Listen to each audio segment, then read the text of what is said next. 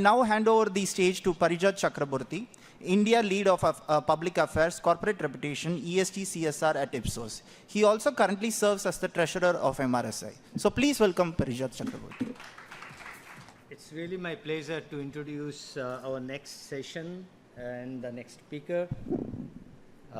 It's a very interesting one because whatever we do at the end of the day, it gets into the improvement of the organization. And that's why insight is not necessarily the only thing that we really go for.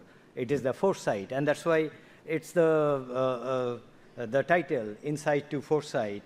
And it's my pleasure to introduce Ashwath Swaminathan. Ashwath is the Chief Growth and Marketing Officer at Swiggy. That's the, as you know, India's leading on-demand convenience platform. Ashwath has about 20 years of experience in consumer insights, marketing, P&L, and innovation roles across beverages, beauty, personal care, categories like that. He started his career at TNS India, though the agency does not exist anymore, but it produced quite a few great researchers, and people may say that one of them is introducing the other. After TNS, Ashwath joined HUL, where he spent about 17 years, and in different consumer insights and marketing roles.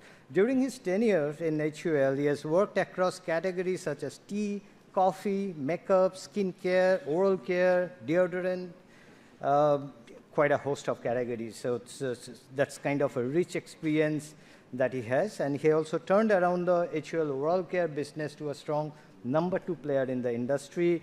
He was instrumental to drive the green tea category development in the country, creating a scalable, high-growth model on Rexona roll-ons and accelerating Lakme growth by making it a purpose-led, future-fit brand. Ashwath is an alumnus of MICA. He will share a unique way of taking our impact as an industry to new levels in the next sessions, which is Insights to Foresights. Ladies and gentlemen, please welcome Ashwath Swaminathan.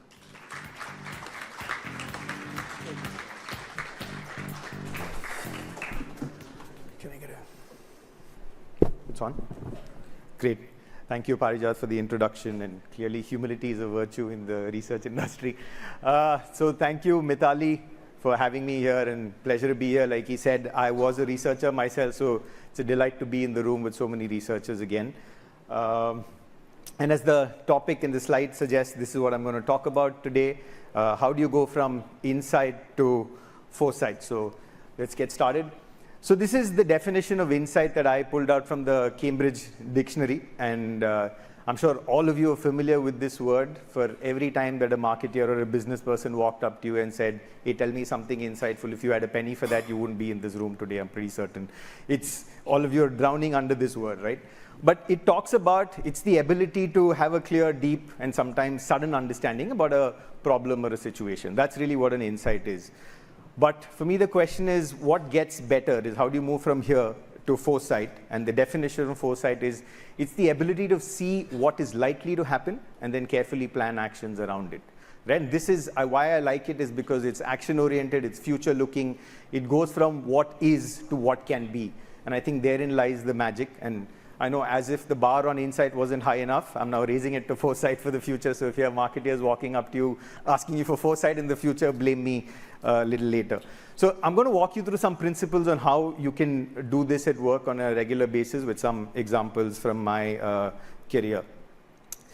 And first, to look at what I think broadly consumer insights and research teams do, right? And I broke it up into 3 broad buckets. The first of which is really you're helping unearth consumer problems to solve. And this is where most of the early stage work in research happens, whether it's initial studies, testing around product, proposition, price, pack, the work. So I think this is where all of the early stage work happens. The second is really how do you identify ways to build relevance? And by and large, in the CPG world, this is about communication. How do you make your proposition far more relevant and meaningful to the consumer's life? And in the new world, it's also about tweaking user journeys, reducing friction, making that far more seamless so that people have better seamless experience right from when they get onto an app all the way to the transaction.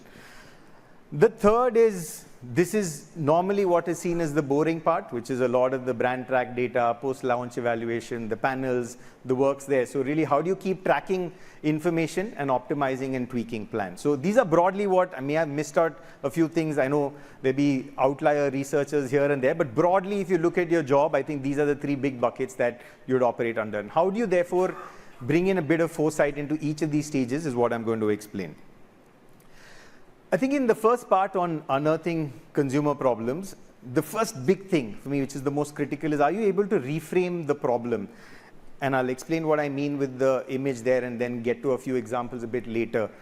Is more often than not, I think solutions emerge when you unconstrain the problem on one variable that matters most. And the example here, and many of you might recall it, during the early peak of COVID, when hospitals were running out of beds to isolate patients, right? It was overflowing. And some of you may remember that back then in China, this was early in Jan sometime, they were in fact, they built a hospital in 2 weeks, saying, yeah, we need to get more hospital beds. Until suddenly, and I don't know whom, but as a Mumbaiker, and most of you who were here around that time would remember, somebody reframed the problem from saying it's about needing more hospital beds to isolate patients to we need large spaces to isolate patients. Then suddenly we were isolating patients in the UNESCO venues, banquets, hotels, even places like these where there were large spaces where you could isolate patients. You just needed to get the beds, the infrastructure, and the medical staff there. The problem was space, not hospitals. And then I think the solution became a little bit more innovative and magical. So that's what I mean. If you redefine the problem on a variable that matters, you get interesting solutions. And I'll explain that with some examples later. And the second is, I think, we all do a lot of work in consumer research on triggers, barriers, ask consumers what do they want, what are they missing. But more often than not, we know the real root of the issue or the solution is in what people don't tell you. And this is the most famous quote, which apparently Henry Ford never said. So this is one of those mythical quotes that if you ask customers what they wanted, they'd say faster horses. But we all know that the secret behind this anecdote is that people wanted to get from point A to point B faster, and time was the variable, nothing else. So, but how do you find the unstated is something that we will explore with a couple of examples. The first is, this is an example from my early days in tea, about a little over a decade ago, an innovation where we were doing lots of work on tea bags. And I even remember the project name back then was called Trio 3, because Trio 1, Trio 2, which is 2 other projects before me on developing the tea bag market in the country hadn't worked. And lots of people were trying it. I'm sure many of you in this room are used to chai, and then you've even tried tea bag tea and never really liked it. And I did a bunch of experiments in this interesting work, went to lots of homes, and with different samples, I had their tea that they would have in their kitchen, and a bunch of different tea bag blends with different blends in it, different grammages inside the tea bag, and lots of work. And then when I came back and compiled the scores qualitatively, so quant researchers don't take this badly, it wasn't a statistical sample, but when I compiled the scores, what I learned was most people rated the tea that they made, or the chai that they made, versus the dip tea bag that I provided them the samples with, broadly the same across all parameters except for strength. It's just on strength of tea that the tea bag tea scored dramatically lower. I was wondering, and this is known, probably sounds obvious on hindsight, but how do you crack this, right? And then when I went and spoke to the R&D, the scientist, Sujata was her name, and she said something interesting which I thought reframed the problem for me, which was this, that instead of saying, how do I make the tea bag quality stronger, and here's the truth that she gave me, saying when the act of dipping, and this is the science, the act of dipping a tea bag into tea in just hot water releases only 80 mgs of tea solids. By the way, the tea solids are what gives the tea the strength and the flavor and everything else. Only 80 mgs. Whereas when you boil, because obviously a lot more happens then, it's close to 400 mgs of tea solids get released into the tea. And then suddenly the problem became different. It's not about dipping, and the older people in the room, we used to call tea bag tea dip tea. Therein lies the problem, right? Dipping was the problem. Boiling was the solution. Unfortunately, this innovation never took off. I blame the communication that happened later. But on a serious note, I thought this was a great thing to reframe the problem, where we said, okay, we're not trying to develop the tea bag market through another insight or a tea bag innovation, which is about dipping, but why don't we flip the format into something that lets consumers absolutely follow the same habit that they were following, but in a format that actually, on hindsight, when you used it, just didn't need to clean your damn bartan anymore. It was an amazing delight, and most of you know that when you boil tea, the amount of effort it takes to clean it out is quite painful. So there was something wow there. Maybe we didn't do the right things on hindsight, but I thought this was an interesting example of reframing the problem. The second, from a more recent example on Swiggy, I hope most of you are Swiggy users and are members of our program called Swiggy One, which is a membership program which gives you free delivery on food, quick commerce, and a bunch of other privileges, discounts on dine out, etc. Incredible benefits because it's unlimited value, but when you went to consumers, especially the low frequency users, and as most of you can imagine, majority of users on a platform are the long tail of light users, right, low frequency.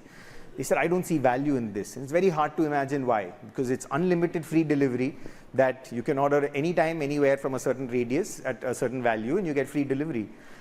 And then when people, and especially in smaller towns outside of the top 8-10 metros, when people went, and this is the Anup and team who did the work, then redefined the problem to say, when you say low frequency users don't see value in unlimited free delivery, actually what they want is limited packages of free delivery, and that's how Swiggy One Lite was born.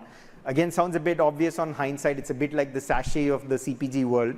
But when you gave them delivery in limited packages, saying you get 10 free deliveries on food and then quick commerce, suddenly the adoption, we now have over 3 million people, especially outside of the top metros, who are members of the One Lite program.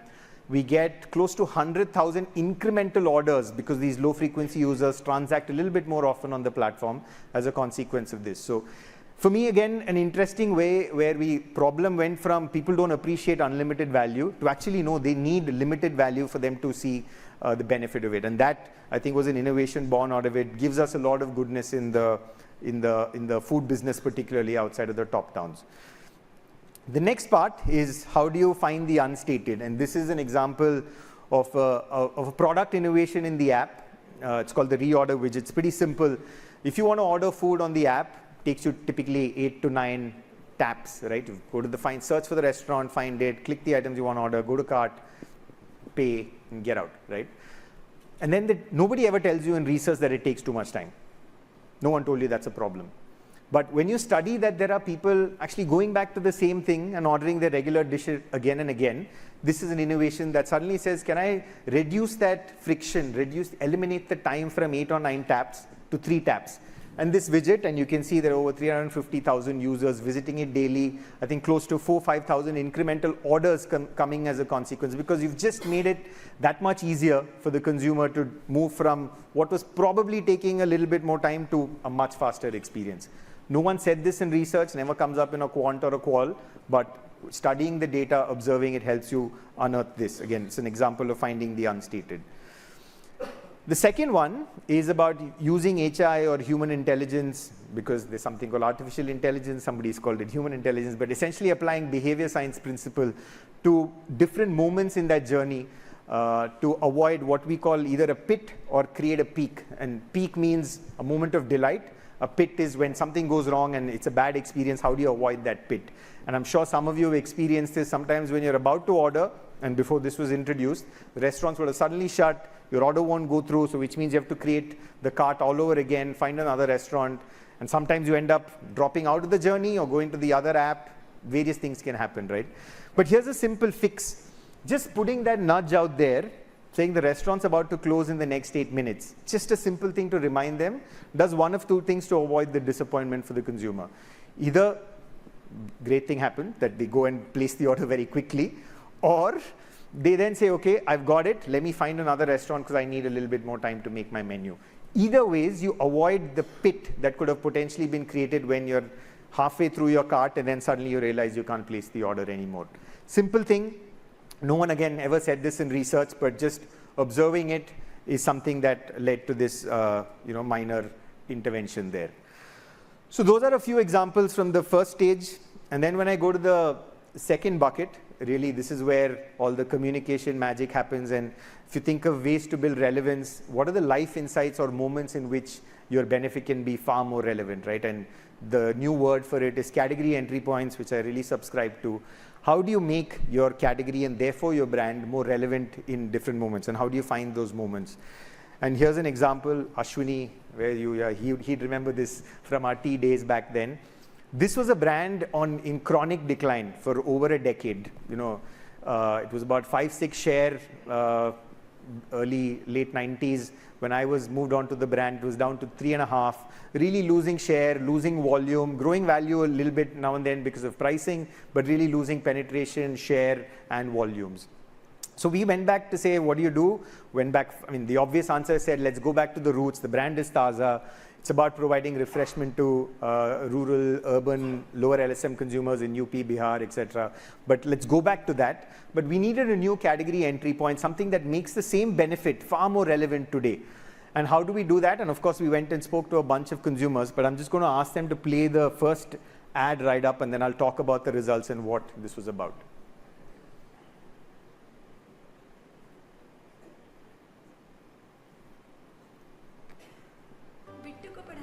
पूरा ध्यान लगाने की जरूरत पड़ती है और पूरे ध्यान के लिए मेरी ताजा से बेहतर और कुछ नहीं। माँ, तुम इतना ध्यान क्यों लगाते हो? एग्जाम तो मेरा है। बुद्धू, इतना भी नहीं जानता। एग्जाम सिर्फ इसका नहीं, मेरा भी है। पेश है नई ब्रुक बॉन्ड ताजा, जिसकी ताजी हरी पत्तियों में है कुदरती थियानीन और चाय के अन्य गुण, जिससे आपका दिमाग खुल जाए। ऐसी ताजगी भरी चाय, दिमाग खुल जाए।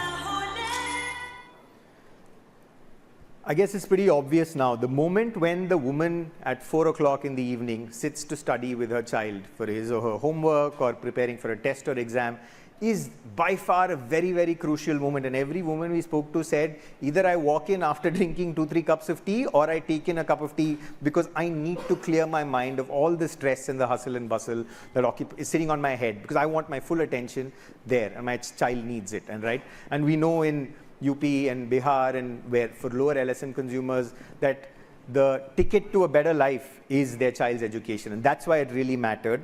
And it worked. That right after that, and of course there were a bunch of other interventions on pricing, etc., product that happened subsequently, but this brand went from losing share, growing at X, double the growth, volume led, mind you, not just pricing, started gaining share, and today I think is 3-4x the size of it was back then about 11 years ago. But really tells you the power of unearthing the right category entry point for a brand to reignite growth. So that was one example from back then.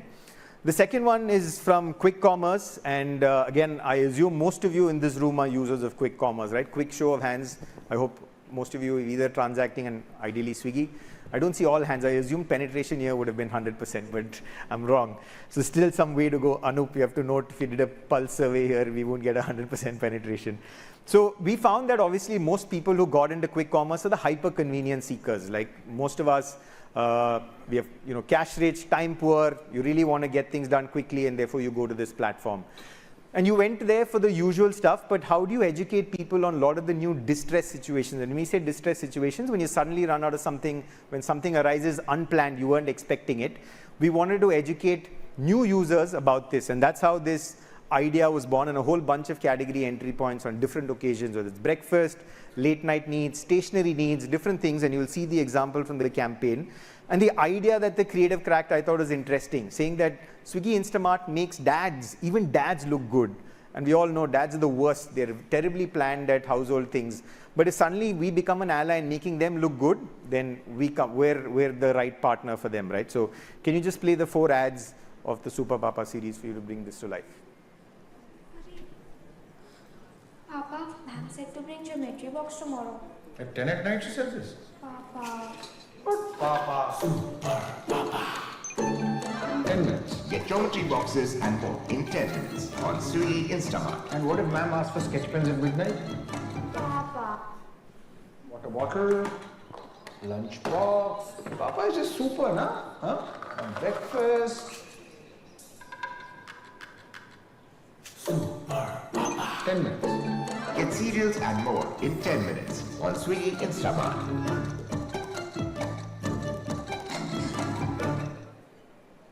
What's for lunch, Papa? Don't say rajma. No, pasta with mushrooms. And extra feta cheese? Huh? 10 minutes. Get feta cheese and more in 10 minutes on Swiggy Instamart. Mamma mia. Mamma mia.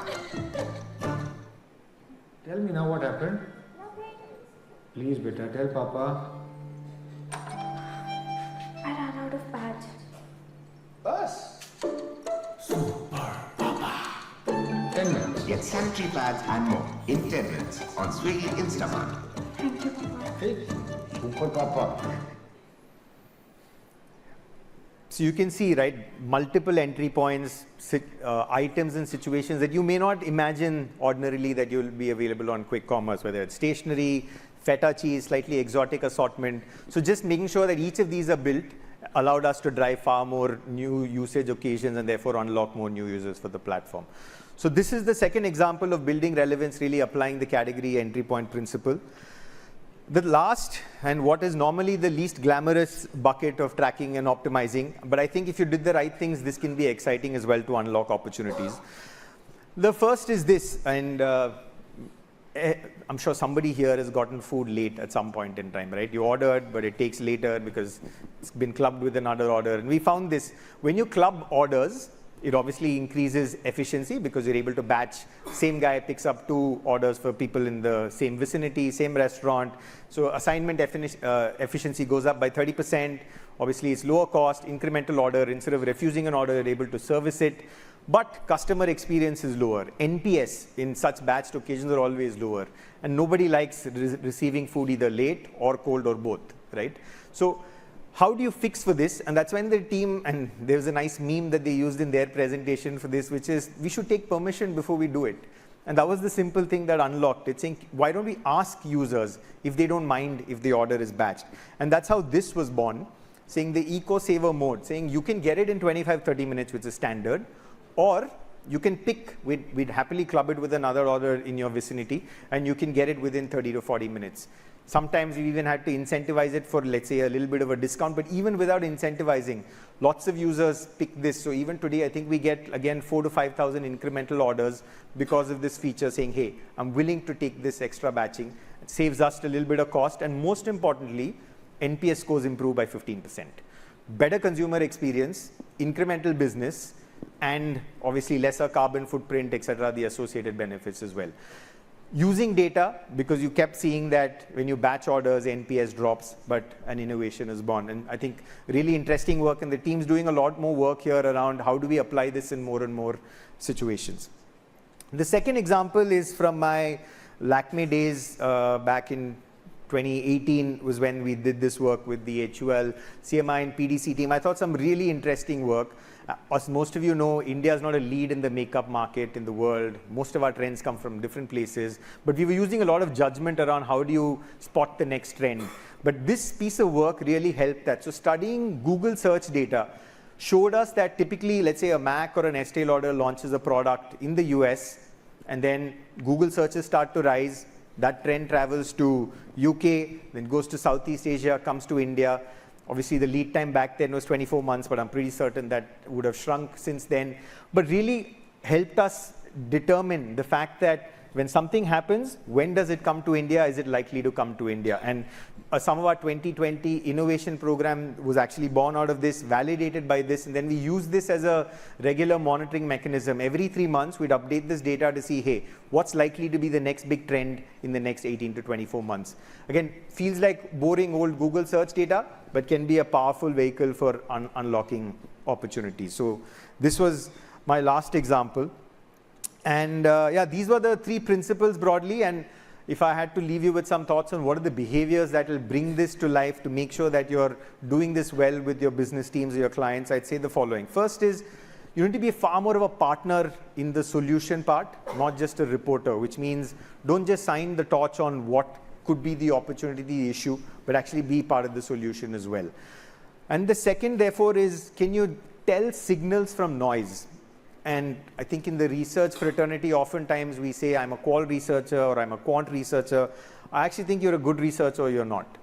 which means you should be able to do both. You should be able to balance the data quantitative view with what is the human truth behind it beyond what the data tells you. So always look for that. I'd urge all quant researchers to go out and do consumer connects yourself, because it's not just the qual team's job, it's as much your job. So when you do this, I think you start to tell noise away and you'll be able to spot the signals as well. And the third, like my tea bag example, is when you develop better business and technical understanding, then you're able to understand potential solutions, unlocks, because the problem definition is not always only in the consumer domain, like the tea bag solids example that I gave you. It's in the technical domain. I think when you know that, you're able to reframe problems a bit better. So even if you're on the agency side, I'd say really spend time and effort in, effort to invest in understanding the technical side of the business and the business side as well. And the last is really keep challenging status quo. Don't ever think that this problem can't be solved, because like I said, when you reframe it is when you'll find imaginative solutions to unlock it. So yeah, those were my 4 principles that are behavioral thoughts that I wanted to leave with you. And I have 1.5 minutes left, so I'm going to last open it up to a debate of a couple of interesting ads on the Instamart series that we put up. Can we play the last 2 ads, and then I'm going to ask a couple of questions for the floor. Yeah.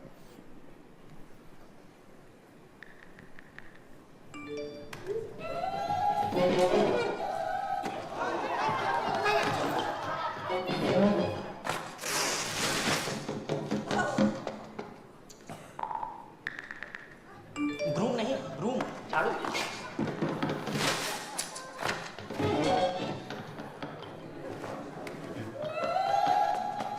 You name it, we'll get it. Swiggy Instamart will get brooms and more in 10 minutes.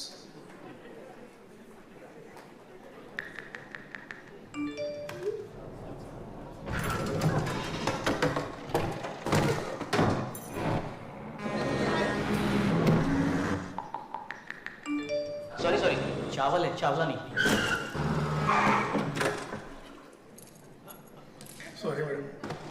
You name it, we'll get it. Swiggy Instamart will get chawal and more in 10 minutes.